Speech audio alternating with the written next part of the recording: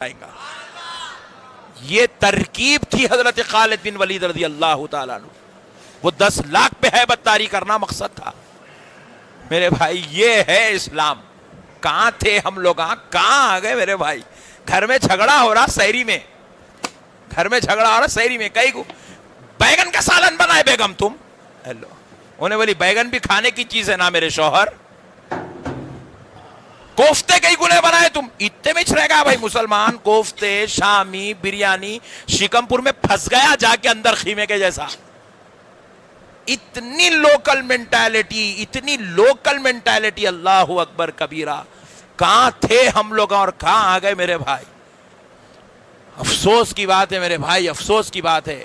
بزدل بنے زندگی گزار رہے ہم. بہت ہی کمزور نہیں ہیں تم. خالی اپنے آپ کو تیار کر لو. اللہ اور اس کے رسول کی مدد تمہارے ساتھ ہے. اللہ اور اس کے رسول کی مدد تمہارے ساتھ ہے. میرے پیارے بزرگ اور دوستو، اب دوسری بات سنیے گا. حضرت خالد بن ولید رضی اللہ تعالیٰ عنہ میدان جنگ میں اترے تو اب صحابہ اکرام بولے ہم پہلے آتے، ہم پہلے آتے، ہم پہلے آتے. کوئی 30 جو ہے بیٹھنے کو تیاری نہیں ہے. تو صحابہ اکرام کے پاس کیا کرے؟ ایک گھڑا تھا سرائی، توڑے، اس کو پھوڑ دیے. پورے ٹھکریاں بنائے، 60 ٹھکریاں بنا کے نامہ لکھے اس کے اوپر. قرآن اندازی نامہ لکھ کے کیا کرے؟ بولے جو 30 نام پہلے اٹھ گئے وہ مقابلے کے لیے جائیں گا، جن 30 کے نام بعد میں اٹھیں گے وہ بیٹھا رہیں گا. تو 30 نام نکالے. جن کے 30 نام آئے وہ مقابلے کو گئے. ہوا کیا؟ فجر کی نماز کے بعد مقابلہ شروع ہوا. مغرب تک مقابلہ چلتا رہا. دن بھر فائٹ ہوتی رہی. ہوا کیا؟ 60,000 کا لشکر آیا غیر کی طرف سے.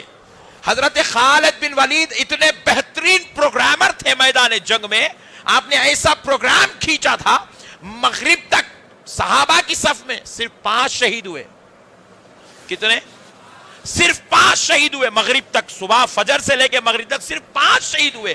اور کفار کے لشکر سے، غیروں کے لشکر سے 15,000 کو شہید، 15,000 کو نارے جہنم رسید کر دیا گیا.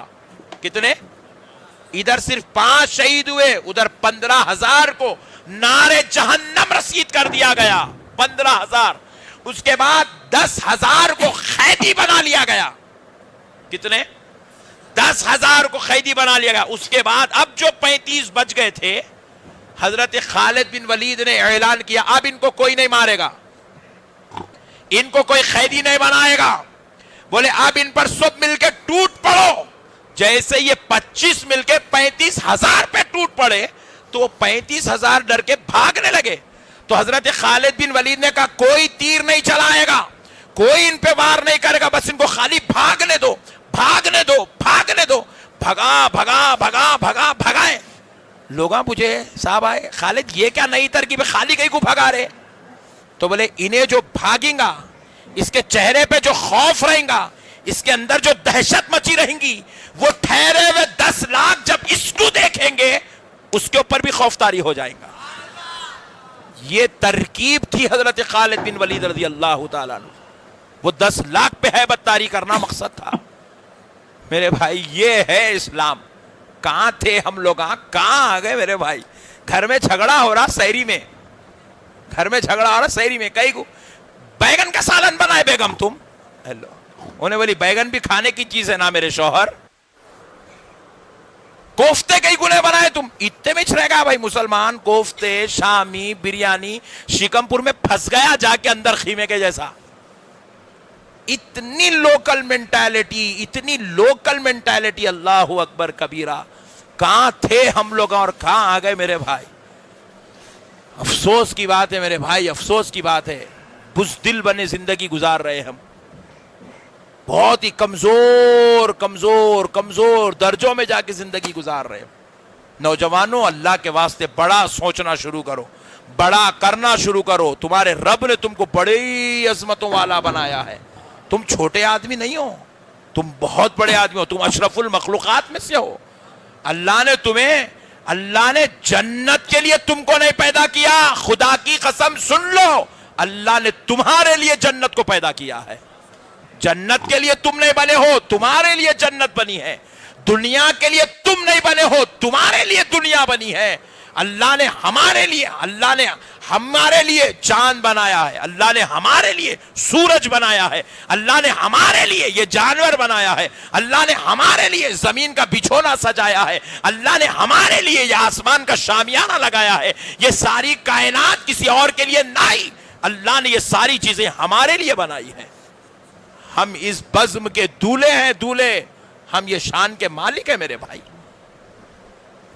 افسوس کی بات ہے کہ آج ہم پوری صفحے ہستی سے گر گئے، قرآن پڑھنا نہیں آ رہا۔ یہاں سے گیا تھا میں اتنی دور، قرآن پڑھنا نہیں آ رہا میرے بھائی، قرآن پڑھنا نہیں آ رہا۔ افسوس کی بات ہے، جبکہ قرآن ہمارا ایمان ہے، قرآن ہماری جان ہے، قرآن ہماری پہچان ہے، قرآن ہماری تلاوت ہے، قرآن ہمارے قلوب کا سرور ہے، قرآن ہماری قبر کی روشنی ہے، قرآن ہماری شفاعت ہے، قرآن ہمیں دوزخ سے بچانے والی کتاب کا نام ہے۔ رسول اعظم صلی اللہ علیہ وسلم ارشاد فرماتے ہیں، بروز محشر اگر کسی گناہگار کو دوزخ میں ڈالا جائے گا، قاری قرآن کو، قرآن کی تلاوت کرنے والے کو، اس کے گناہوں کے سبب، گناہوں کی وجہ سے جب اسے دوزخ میں بھیجا جائے گا، رسول پاک صلی اللہ علیہ وسلم ارشاد فرماتے ہیں اس گناہگار اور دوزخ کے بیچ میں قرآن آ کے کھڑا ہو جائے گا، قرآن آ کے کھڑا ہو جائے گا۔ اور ایک روایت میں تو آیا، بزرگوں نے کہا کہ اتنی زور سے گناہگار کو قرآن ڈھک لے گا کہ گناہگار دوزخ سے 500 میل کی دور کی جا کر گرے گا، 500 میل کی دوری پر جا کر گرے گا، اتنی زور سے قرآن اس کو ڈھکیل دے گا، دوزخ میں جانے نہیں دے گا۔ پوچھا جائے گا کہ تو کون ہے؟ وہ کہے گا اے اللہ میں قرآن ہوں۔ بولے اس دو گناہگار کو دوزخ میں جانے سے کیوں روک رہا ہے؟ کہا اے اللہ بے شک یہ گناہگار تھا، یہ خطاکار تھا، یہ سیاکار تھا، یہ گناہ کرتا تھا، اے اللہ لیکن جب رمضان آتا یا روز صبح ہوتی تو پروردگار یہ مجھے کھول کے پڑھ لیا کرتا تھا، مجھے پڑھا کرتا تھا، مجھ سے محبت کرتا تھا، میری تلاوت کرتا تھا، تیرے احکام جو مجھ میں تھے ان احکام پہ عمل کر لیا کرتا تھا۔ ایسا قرآن گواہی دے گا، قرآن سفارش کرے گا، قرآن شفاعت کرائے گا، قرآن گناہگار کو جنت میں لے کر جائے گا۔ مگر افسوس کی بات ہے دوستو، آج ہمارا تعلق قرآن سے بڑا کمزور ہے۔ میرے پیارے بھائیوں، اللہ اور اس کے رسول کا واسطہ اپنے ایمان کو مضبوط کرو، اپنی حرارتوں کو مضبوط کرو، اچھا سوچو۔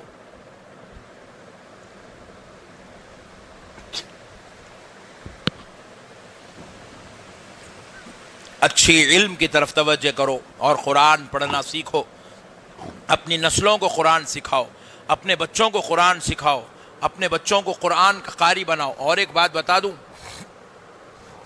حدیث پاک ہے، رسول اللہ صلی اللہ علیہ وسلم ارشاد فرماتے ہیں جب حافظ قرآن قبرستان میں قدم رکھتا ہے، کہاں پر؟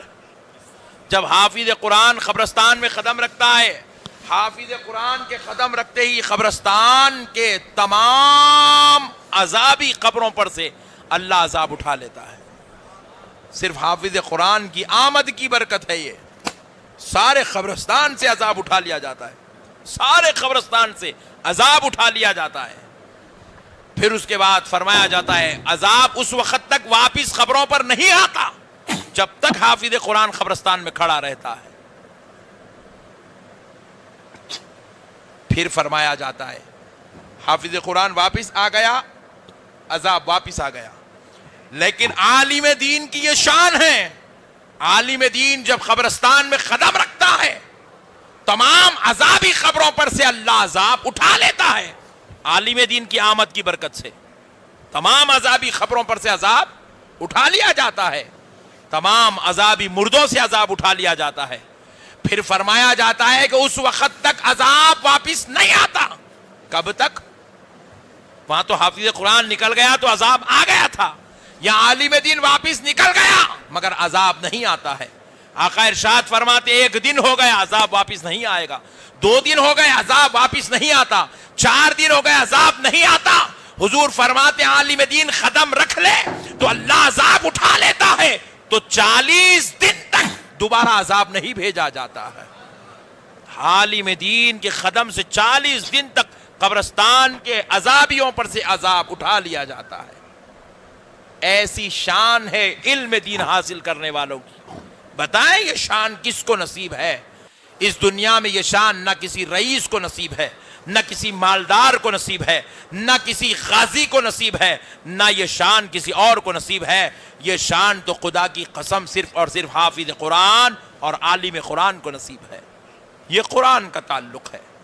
میرے پیارے بھائیوں، اللہ کے واسطے اپنے آپ کو عالم دین حافظ قرآن بناؤ. اگر نہیں بنا سکتے تو کم سے کم اپنے بھائیوں کو بناؤ، اپنے بچوں کو بناؤ، اپنے گھر میں رہنے والے خاندان کے بچوں کو بناؤ، تاکہ ان کے صدقے میں ہماری بخشش ہو جائے، ہماری مغفرت ہو جائے، ہمارے جو ہے جنت پکی ہو جائے.